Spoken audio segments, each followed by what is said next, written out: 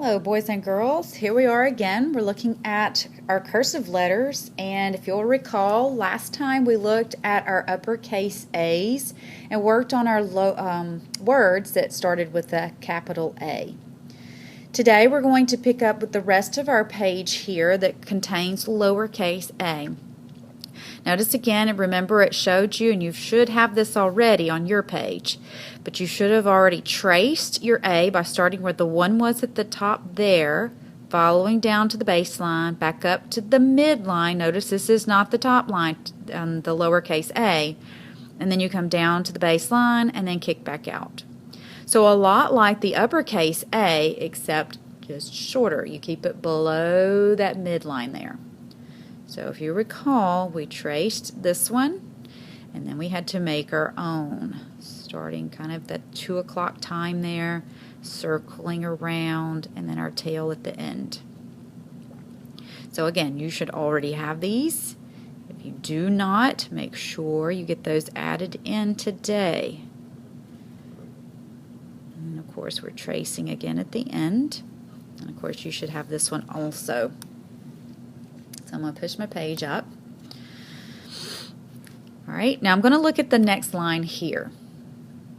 Notice that I can see an A. Here's the L that we saw last time when we did Alabama, Al, and Alaska. So there's our L again, lowercase l. Look at this letter. You probably can see what that letter is if you look carefully. It is actually the letter W. Not very different from the print version. Here's our A again, and then look right here. I bet you recognize that letter right there, lowercase y. And here's our S again that we did yesterday, here with the belly in the front, okay, and then kicking out. So if it's A, L, W, A, Y, S, I can sound it out. I've got A, it usually makes an A sound. But in front of an L, it usually makes an aw sound. So here we have all, w.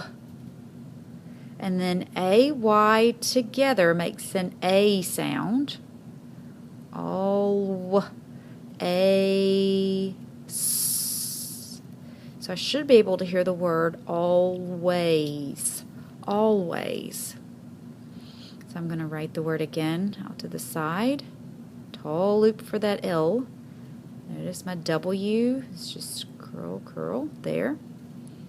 A.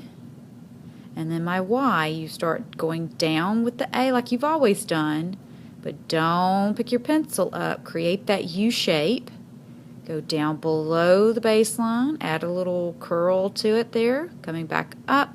Add that belly in the front for your S, and then kick it back out. Always.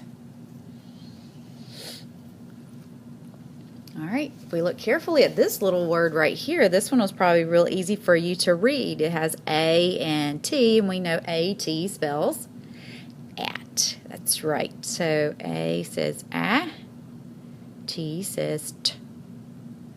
Cross the T when you're finished with the whole word, and then write the word on your own. At. Finish the tail, and then come back and cross the T.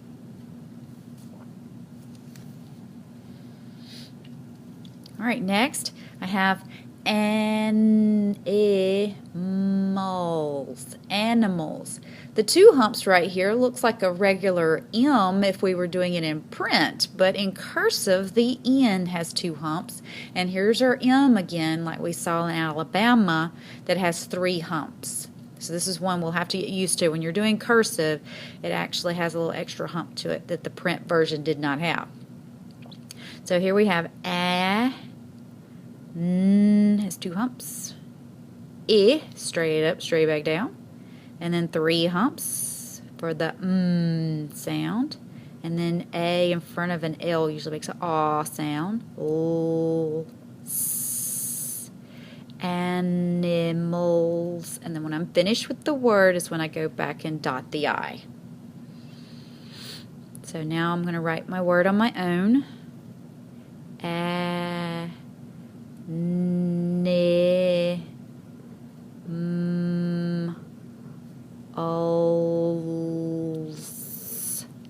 animals. And going back, dotting my I when I'm finished with the whole word, not right in the middle. All right, here's another easy word again. If you remember, this was the N sound because it's an N. Same thing here. An. Like, I would like to have an apple for snack. An is used in front of a word that begins with a vowel. Okay, it's an article. So, an. Notice 2 humps for an N. So, a, n, and then kick out at the end. All right, our next one is A. Hopefully you know these letters here are the letter D, I, T, I, O, and that's our N again. So this is add, I, and then T-I-O-N always says shun. So addition, addition, that's the word, addition. So addition.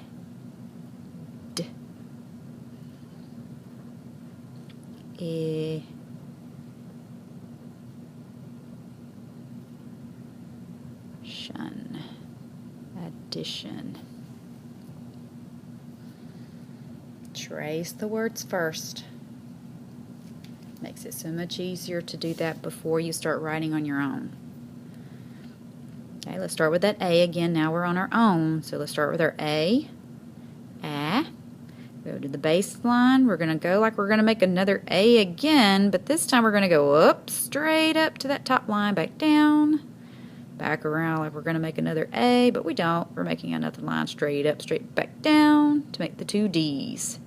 All right, up to that midline, straight back down for an I, up, almost to the top line and back down for our T, midline, down, go around like you're going to make an A for an O, the little loop there that connects you to your N with a tail on the end. Go back, dot your 2 I's and cross your T. Again, we do not do that until we finish our word. Addition. So that one may have been a little trickier, especially there at the end between the O and the N. But again, don't worry. We're going to get plenty of practice, kiddos. Okay, here's the word add. Like I'm going to place an ad in the paper, which is short for advertisement. So I'm going to start with my A, and then here's our D again, which this one should be really easy after doing the word addition, and then end with the tail. So add, up, down, tail. Okay, so that's our lowercase words for today.